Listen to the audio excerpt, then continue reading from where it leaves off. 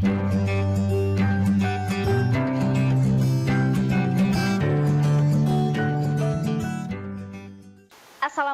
warahmatullahi wabarakatuh. Bertemu lagi dengan saya Sani Nursolihat. Pada kesempatan kali ini kita akan membahas mengenai manajemen pemasaran. What is the meaning of manajemen pemasaran? Pemasaran adalah suatu proses dan manajerial yang membuat individu atau kelompok mendapatkan apa yang mereka butuhkan dan inginkan dengan menciptakan, menawarkan, dan mempertukarkan produk yang bernilai kepada pihak lain atau segala kegiatan yang menyangkut penyampaian produk atau jasa, mulai dari produsen sampai konsumen. Manajemen pemasaran adalah proses menganalisis, merencanakan, mengatur, dan mengelola program-program yang mencakup pengkonsepan, penetapan harga, promosi, dan distribusi dari produk, jasa, dan gagasan yang dirancang untuk menciptakan dan memelihara pertukaran yang menguntungkan dengan pasar sasaran untuk mencapai tujuan perusahaan. Implementasi pemasaran merupakan proses yang mengubah strategi dan rencana pemasaran menjadi tindakan pemasaran untuk mencapai suatu sasaran. Implementasi mencakup aktivitas sehari-hari dari bulan ke bulan yang secara efektif melaksanakan rencana pemasaran. Kegiatan ini dibutuhkan program tindakan yang menarik semua orang atau semua aktivitas serta struktur organisasi formal yang dapat memainkan peranan penting dalam mengimplementasikan strategi pemasaran. Pengordinasian kegiatan pemasaran yaitu meliputi proses menciptakan hubungan antara fungsi personalia dan faktor fisik atau sarana agar kegiatan pemasaran yang harus dilaksanakan bisa mencapai tujuan yang benar yang meliputi pembagian kerja, wewenang, tanggung jawab, dan pelaporan kerja. Adapun tujuan dari pengorganisasian kegiatan pemasaran yaitu setiap orang di dalam organisasi bertanggung jawab dan melaksanakan kegiatan pemasaran yang telah dibebankan kepadanya sehingga tidak overlapping pekerjaan. Analisis peluang pemasaran. Market opportunity analysis atau analisis peluang pasar adalah sebuah analisis segmen pasar untuk menemukan potensi terbaik berdasarkan pertimbangan permintaan dan persaingan. Analisis dan evaluasi tidak hanya untuk situasi saat ini, tetapi juga untuk situasi masa depan yang mungkin terjadi. Ini adalah bagian dari analisis strategis kekuatan, kelemahan, peluang, dan ancaman perusahaan atau yang lebih dikenal dengan analisis SWOT. Analisis dapat mencakup pemeriksaan terhadap faktor-faktor seperti yang pertama kondisi politik, ekonomi, sosial demografi, peraturan, teknologi, dan lingkungan alam. Yang kedua, ukuran pasar dan potensi penjualan. Yang ketiga, tingkat profitabilitas pasar. Dan yang keempat, analisis persaingan pasar. Selanjutnya, cara memanfaatkan peluang pasar. Yang pertama, melakukan riset pasar. Yang kedua, mempersiapkan dan menyusun rencana. Yang ketiga, patuh terhadap aturan. Dan yang keempat yaitu strategi pemasaran yang tepat sasaran. Hal-hal yang harus diketahui dalam menganalisa pasar yaitu sebagai berikut. Yang pertama, potensi pembeli terhadap barang. Yang kedua, motivasi dan public speaking yang baik terhadap konsumen dalam penjualan produk. Yang ketiga, ukuran pasar. Yang keempat, sifat-sifat konsumen. Yang kelima, target pasar spesifik. Yang keenam, pengaruh pasar eksternal. Dan yang ketujuh, analisa pesaing atau pesaing yang akan datang. Cara mengidentifikasi suatu peluang pasar diantaranya yang pertama, mengamati kebutuhan yang banyak diperlukan oleh konsumen. Yang kedua, mengetahui kapan konsumen membutuhkan kebutuhan tersebut. Yang ketiga, tentukan karakter konsumen berdasarkan usia, jenis kelamin, ataupun pendidikannya. Yang keempat, memperkirakan daya beli konsumen yang sesuai dengan pendapatannya. Dan yang terakhir yaitu perhatikan apakah pasar banyak pesaing atau tidaknya. Faktor-faktor dalam analisis peluang pasar meliputi yang pertama analisis lingkungan dan pesaing. Untuk memahami suatu peluang dan tantangan potensial dalam jangka waktu yang panjang, pemasaran dilakukan pertama harus memahami, mengontrol, memahami dan menganalisis tren yang sangatlah luas dalam lingkungan ekonomi dan sosial, dinamika industri dan perubahan strategi, dinamika perubahan persaingan dari industri terutama menekankan bagaimana pola persaingan dari pembelian cenderung lebih berubah ketika industri atau suatu produk bergerak melalui berbagai tahap. Yang kedua, analisis pelanggan. Untuk mendukung dan mendorong transaksi pertukaran dengan pelanggan potensial, riset pemasaran dan pengukuran pasar, serta untuk membuat suatu keputusan tentang unsur dari program pemasaran seperti berapa harga nantinya akan ditetapkan dan media iklan yang akan digunakan. Selanjutnya, yang ketiga, memahami kondisi makro. Kondisi makro ini merupakan kondisi yang secara menyeluruh, contohnya pada kebijakan pemerintah. Kita harus mengetahui bahwa kebijakan pemerintah terkait dengan industri yang berlaku yang kita masuki. Terkait dengan industri yang kita masuki, pemahaman karakteristik industri sangat diperlukan dalam memahami makro industri.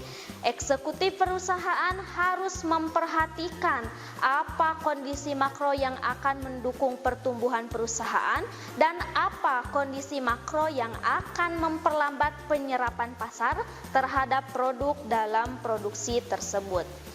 Yang keempat, analisis pelanggan.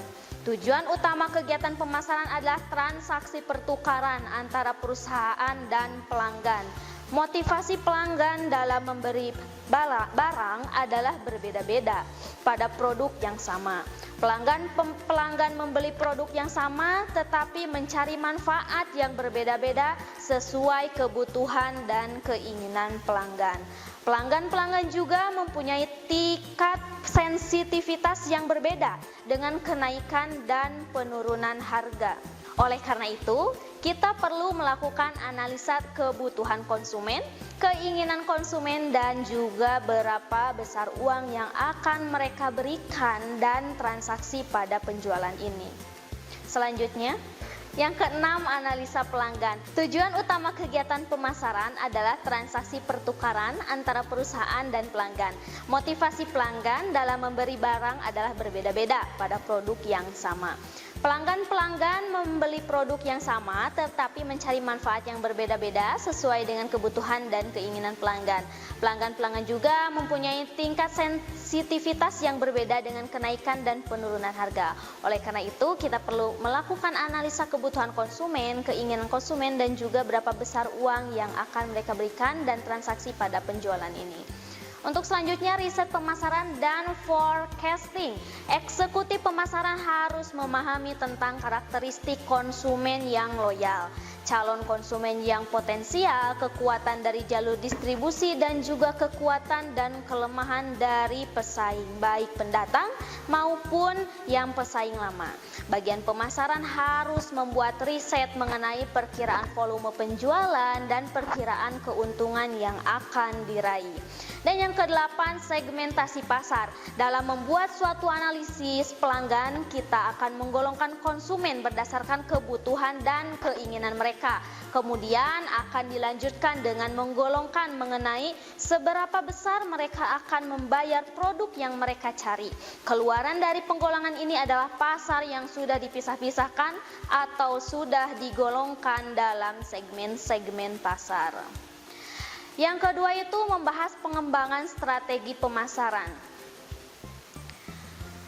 Yang pertama, membangun brand yang kuat.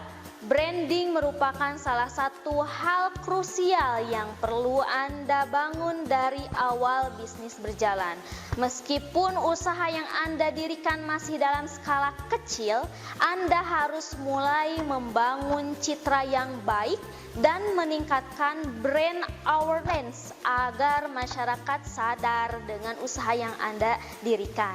Dimulai dari memperkenalkan identitas brand ke calon pembeli lewat media sosial seperti Instagram ataupun Facebook. Yang kedua, membuat logo yang menarik. Jika Anda memiliki citra brand yang baik, ada baiknya jika logo yang mempresentasi brand Anda juga bagus dan menarik. Karena bagaimanapun juga, logo yang dibuat akan sangat menempel dengan identitas bisnis Anda. Logo yang dibuat harus menarik dan mengandung makna yang dapat mewakili usaha Anda. Yang ketiga, menulis konten sebagai strategi marketing. Internet merupakan salah satu cara yang paling tepat dalam melaksanakan strategi marketing pada bisnis Anda. Apalagi jika usaha yang Anda bangun merupakan bisnis kecil. Lewat internet, Anda bisa membangun brand awareness tentang usaha Anda, sekaligus untuk mempromosikan produk yang akan Anda jual. Yang keempat, gunakan Facebook Ads. Facebook Ads merupakan fitur yang memungkinkan profit usaha Anda yang terpampang di halaman akun pengguna lainnya. Jika Anda menggunakan fitur ini, kesempatan untuk mendapatkan pelanggan menjadi lebih besar karena banyaknya pengguna Facebook yang bisa terjangkau dengan fitur ini. Kelemahannya yaitu Anda harus mengeluarkan biaya yang disesuaikan dengan jumlah klik dan page view, sehingga Anda perlu menyiapkan budget tersendiri untuk menggunakan Facebook Ads.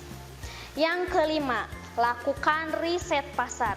Setiap bisnis tentu memiliki ciri khas pasar yang berbeda, sehingga penting sekali untuk Anda melakukan riset pasar ini.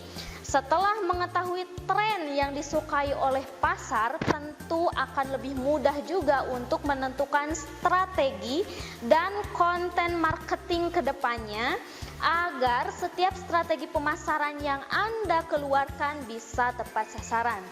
Tujuan akhirnya tetap sama, yaitu agar Anda tidak kalah saing dengan usaha sejenis.